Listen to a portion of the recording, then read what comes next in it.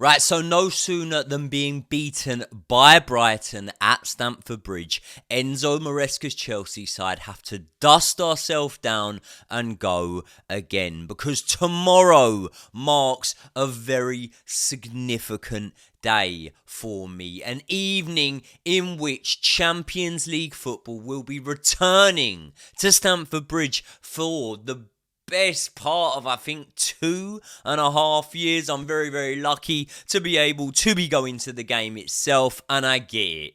Things are a little bit doom and gloom at this moment in time around the club, and for good reason, which we are going to get into in this video. Back-to-back league losses, a team that are starting to look leggy, and a manager that is starting to come under fire. But here's the beauty of football.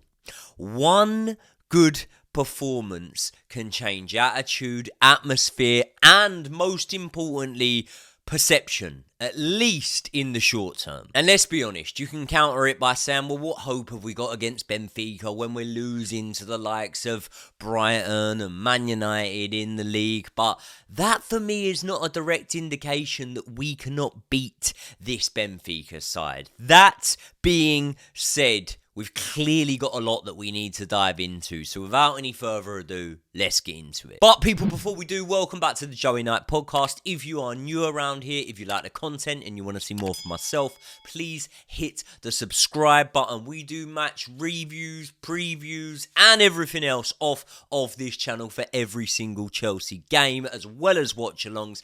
And if you could, please smash a like on the video right now. Let's get into it. So we are going to speak about Benfica, and most significantly, in my opinion, the return of the special one, Jose Mourinho, to Stamford Bridge. But before we welcome back what can only be described as a hero of Chelsea Football Club, in my opinion, let's speak about a manager who will be desperate to try and emulate some of the success that the special one had at the Bridge, and that is Enzo Maresca. Because one thing that I don't want to do is ignore the sizable section, I would say, online at least, of the fan base that are claiming at this moment in time Enzo Maresca is just not good enough for Chelsea Football Club, shouldn't be our manager, isn't adapt to be able to make changes within games. And look, 2 league wins out of our first 6 does not make for good reading, and not only that, our performances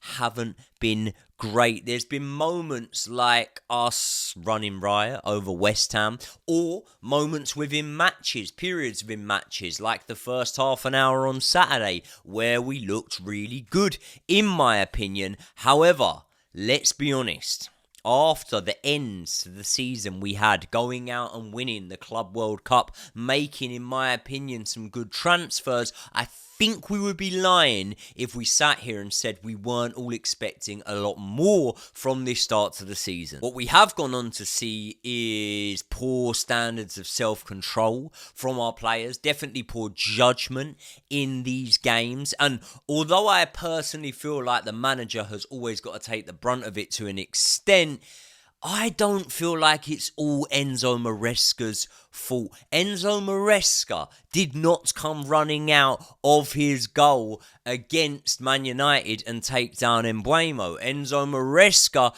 did not give away the ball to Matoma against Brighton, and therefore end up putting Trevor Chalobah in a position where he had to make a decision and had to make a challenge that ultimately cost us. Cost us, by the way, at the expense of VAR, not at the expense of the on-field decision, which was that the referee did not deem that to be a foul. So to clarify, they're not things that I look at and directly feel are a consequence of Enzo Maresca's bad decision-making. However, that doesn't mean that I don't think that Enzo Maresca has made bad decisions, and most of that come down to his in-game management, where when we've been forced to go down to 10 men, we haven't played in a way that I believe reflects what I feel should embody our club's DNA, our club's ambition, and our club's willingness to accept that even when we're swimming against the tide,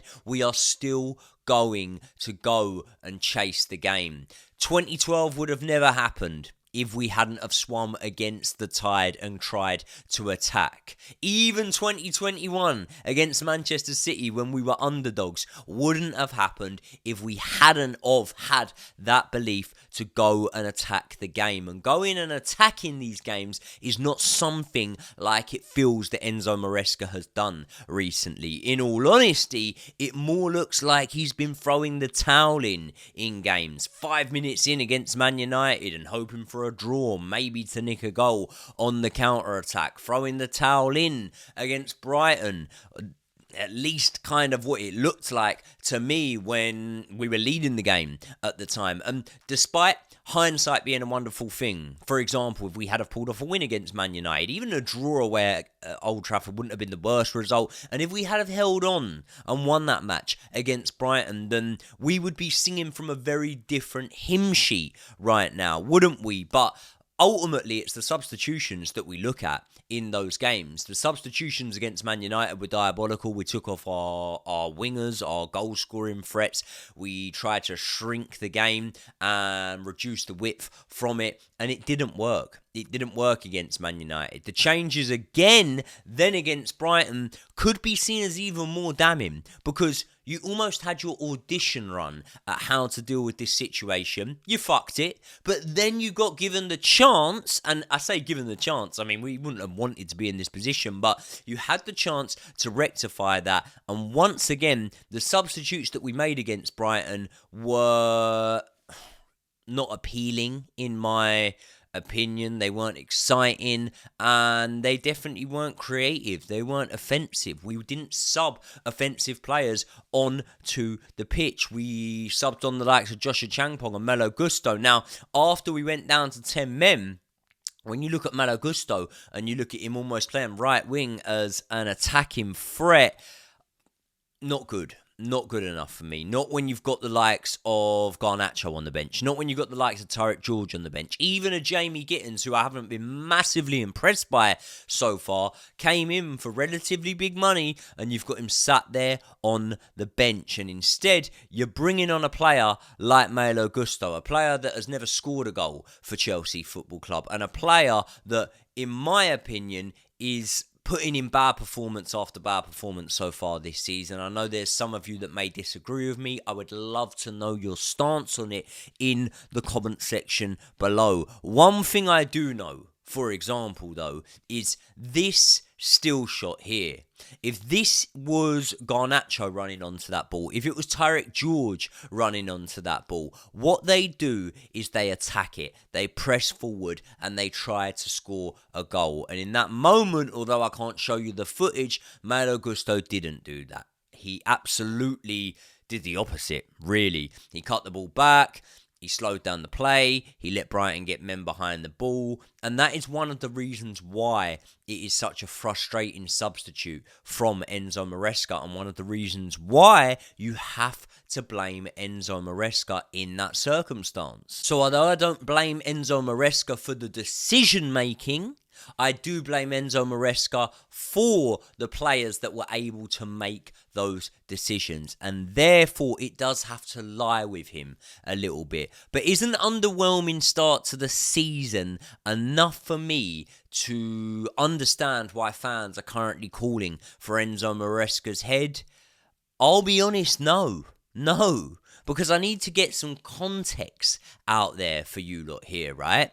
So, barring the Bayern Munich match, a match that the bookmakers had us as 4-1 underdogs in, a match where I felt that VAR decisions went against us, Chelsea have had a red card in 4 out of our last 5 losses in all competitions. Despite the negative narrative around the club at this moment in time, it's actually been, 7 months, I think I read, since Chelsea have actually lost a league game where the match has finished with 11v11 on the field. And Maresca's first season had plenty of ups and downs, didn't it? But I very much was there riding the storm and backing Enzo Maresca to come through in the end. And in terms of my expectations from that season, Enzo Maresca did deliver on what I had expected of him. I expected him to get a Champions League spot finish, which he did. He finished 4th, fifth space qualifying you for Champions League that season, and I expected him to at least win one of the competitions that we were in.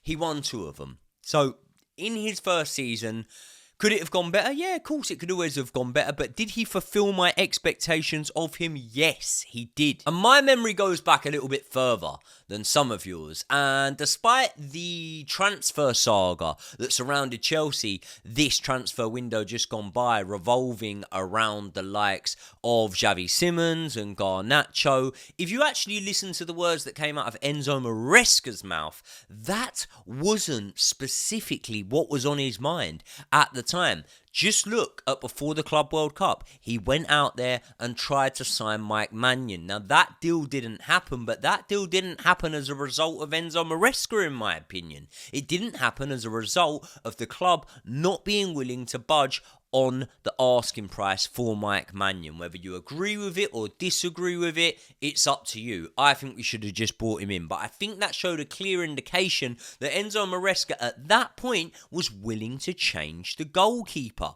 Now, if you also listen to the words that came out of Enzo Maresca's mouth before, or after I should say, that we signed Jarell Hatto, he still said he wanted a centre-back. That was ignored by the board. We didn't go out there and look to get a Mark Gahey, for example. We didn't go out there and actively look to get a centre-back that was ready for the here and now. So going on what Enzo Maresca wanted, did the board deliver him that?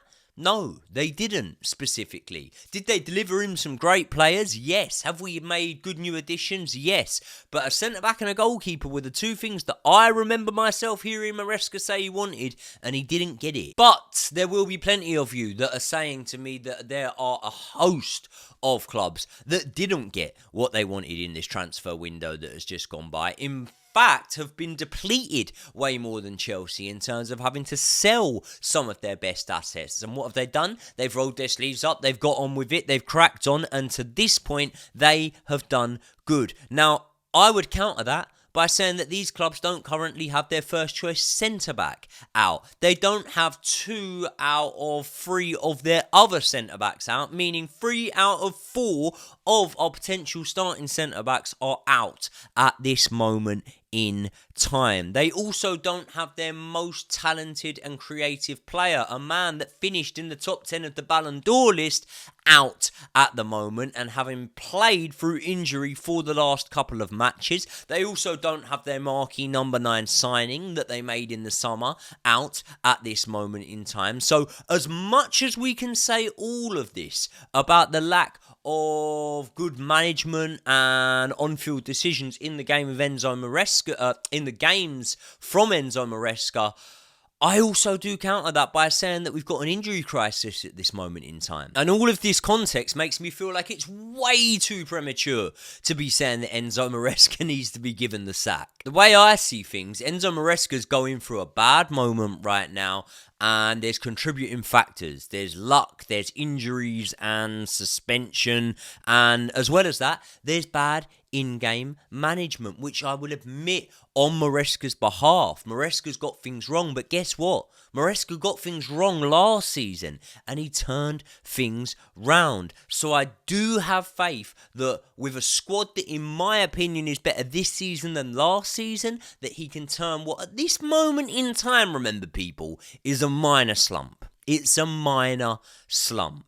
I believe he can turn it round. And the alternative to that would be to change, but with change comes an adaptation period. Not every manager can hit the ground running, you know. People will point to the likes of a Glasner or Iriola and look at how they've done. But actually, if you look at how they started at their clubs, they didn't initially come in and change things within the first couple of games and stuff like that. It took them time. They were given grace by the board. And I would always say, with managers that come from lower clubs, the expectations are lower. So when they do go and lose a game they were expected to win, it's not headlines. It's not headlines like it is for Chelsea Football Club. They don't come under the same amount of scrutiny, and we're shopping in a pool of managers now that ultimately aren't going to have much accolades more than an Enzo Maresca. If you bring in a big boy manager, yeah, I know, look, some of these are in work right now, but a Jose Mourinho, a Carlo Ancelotti, anyone like that, they're not going to work with their hands tied. They're going to want control over who they play, who they don't play, who they go and get. They don't care about budgets and PSR and stuff like that. If they want a defender, they're going to want to go and get him, and therefore, I just can't see this board working with managers like that at this moment in time. If it was up to me, then yes, we would work with managers like that. We would sign players over 26, 27 years old. But I'm being a realist and trying to explain to you the situation that I think we're in at this moment in time right now. A lot can happen in a short amount of time in football. So to answer all of the questions that I've been getting, the inboxes, the messages, the comments on videos, am I Maresca out? No, I'm not Maresca out. Off the back of a few games. So let's now move on to Benfica, who have appointed a Chelsea legend in Jose Mourinho. He's going to head back to Stamford Bridge. I actually had Jet Set Hospitality sort out my tickets to this game for a little while ago, to be fair. So it was before the special one's return had been confirmed. And I've heard that the prices of tickets have gone well up now that people want to give a warm welcome, I should say, to Jose Mourinho. And look, he'll head to Stamford Bridge confident with his new side, and obviously the fact that they've just come off the back of a win, the fact that Chelsea are in bad form will give them that confidence and valid confidence. However, sometimes, to predict the future, you must look into the past. And the past is not favourable for Benfica. They've never beaten us. In fact, we've played them 4 times, and every single time we have dealt with the Portuguese side. Most recently coming in our successful Club World Cup campaign. However, if there's ever a time to play Chelsea, it's probably now. And with a defensive crisis, you would imagine that their striker, the Greek lad, what's his name? Pavlidis? Oh, I can never pronounce his name. But he's good. He is good. 7 goal contributions in 7 games so far this season. And amongst that, they've still got some good players. I really rate their goalkeeper, Otamendi, still going strong. They seem like a good unit. They seem like a good team that, under the new manager bounce of Jose Mourinho, could come and cause us some serious problems. However, I'm not going to say just off the back of these couple of bad fixtures and the fact we're in an injury crisis that we can't go and beat Benfica at the Bridge. There's something special that seems to happen on Champions League nights at Stamford Bridge. I've been there for so many of them, and I am confident going into this one that we can pull off a win. And I do use the phrase pull it off, because am I expecting us to go out there and dominate? I don't know. And a lot of that is on the team sheet that I'm about to show you, because this, in my opinion, is ultimately the best team sheet that we can field in this game. We've got Robert Sanchez in between the sticks. I wouldn't move to Jorgensen. I don't rate Jorgensen. I would give Slanina a chance, if anyone, but yeah, I wouldn't have Jorgensen in there. I'd keep Robert Sanchez. Malo Gusto, I'm going to give him the grace of this game, and I'm going to really, really hope that Malo Gusto delivers in this game. I want nothing but good for all of our players. Anyone with that badge on their kit, I want them to play well, and Malo Gusto, as of recent, has not been playing well, in my opinion. So, he really needs to prove himself and step up in this match, because there's nothing I would like more than Malo Gusto to get back to the form that we saw under Mauricio Pochettino. Josh Achampong and Benoit Badiashile. Josh Achampong, I've got confidence in. Benoit Badiashile, please just don't fucking make any mistakes. Please. Just stay sturdy and don't make any mistakes. And understand that you have an opportunity here. When you were signed from Monaco, big things were expected of you. You played well alongside Thiago Silva. This could be your opportunity. I've said it time in, time out, but sometimes you can stumble upon a recipe for success. He needs to hope that he can take this opportunity here. Cucurella in at left back. I really don't feel like we've got the luxury to rest any of our best players in this game. Enzo and Caicedo in the pivot. Now, Esteval on the right-hand side. I really want to see big things from him in this game. I feel like Esteval had probably all of the best opportunities in the first half in the game against Brighton, and had he have been a bit more clinical, had he have been a bit more experienced, then maybe we could have been out of sight, by the way. And maybe, therefore, Chalobah wouldn't have had to have made that challenge. I was about to say Cucurella there. Chalobah wouldn't have had to make that challenge, and, you know, maybe the game could have gone different. But if Marty had a set of bollocks, she would be my uncle. João Pedro, I'm going to start in the number 10 in this game, and Garnacho needs to get a start. He needs to get a start, and I think he can do good things if given one. Now, Mark Yu, interesting here. He was brought back from his loan spell at Sunderland. I feel sorry for him because Sunderland are doing well at this moment in time, and he's been brought back to pretty much warm the bench. Well, this is where I would change it, and I would have Mark Yu in there. Mark Yu, for those of you who don't know, might not have proven himself so far as a prolific goal scorer, but one thing he is a prolific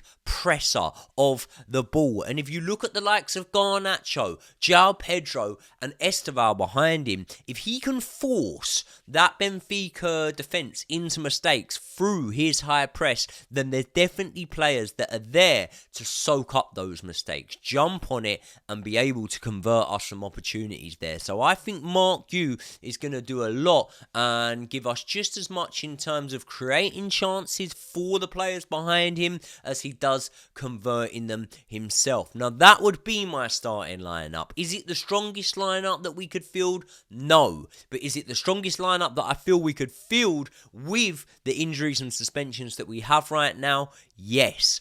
I do believe that Chelsea will win this game.